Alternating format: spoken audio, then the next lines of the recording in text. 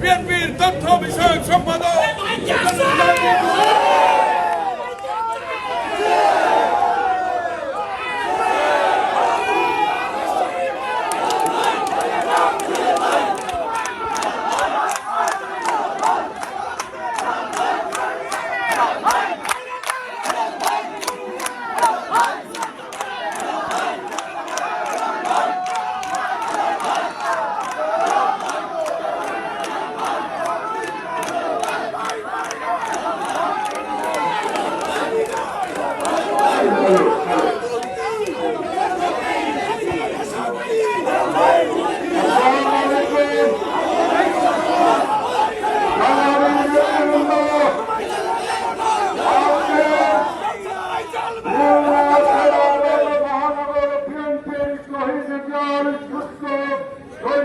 প্রমাণ করেছে অত্যাচার করে নির্যাতন করে এই জুলুম হুলিয়াকে আবদ্ধ রেখে যেভাবে বিএনপি নেতা কর্মীকে দমন করা চলে না, ঠিক একইভাবে শেখ হাসিনা আপনার দাদনকে আপনি ঠেকাতে পারেন।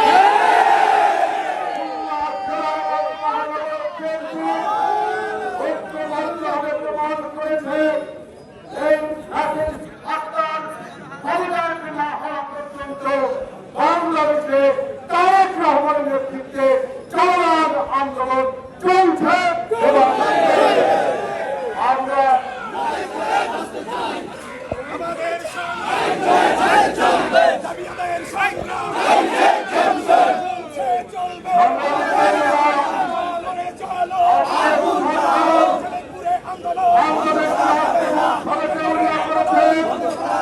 গণতন্ত্রকে হরণ করেছে, মানুষের কথা বলার ক্ষমতা কেড়ে নিয়েছে। সরকারের বিরোধী কোন কথা বললে অন্যায় ভাবে কার্যক্রম হচ্ছে, কিন্তু তারেক রহমানের করে সারা বাংলাদেশের মানুষ আজকে জেগে উঠেছে। ইনশাআল্লাহ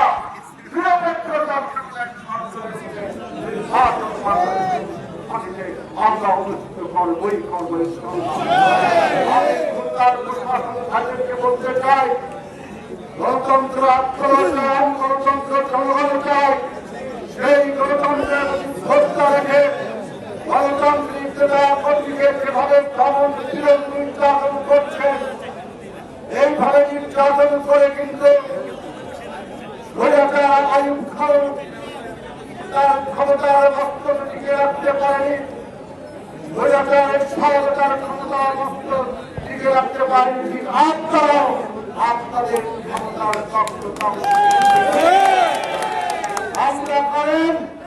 হামলা করেন নির্যাতিত হতে হতে নির্যাতনের শেকলকে কারারুদ্ধ হতে হতে